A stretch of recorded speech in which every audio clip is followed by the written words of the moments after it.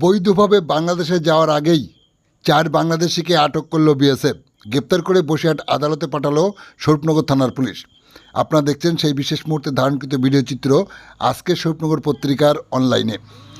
স্বরূপনগর সীমান্ত এলাকার অবৈধভাবে যাতায়াত অব্যাহত।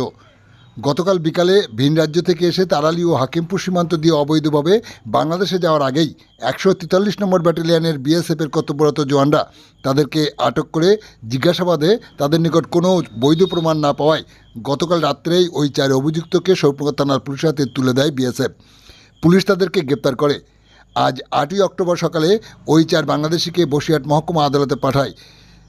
পুলিশ সূত্রে জানা যায়, অয়ন বর্মন, যার বাড়ি খুলনা জেলায়, শাহিনুর বেগম যশোর, রিপন কুমার গাইন ও নুরুল আমিন তাদের বাড়ি সাতক্ষীরা জেলায়। আপনারা দেখছেন সেই বিশেষ মুহূর্তে ধারণকৃত ভিডিও চিত্র আজকের স্বরূপনগর অনলাইনে।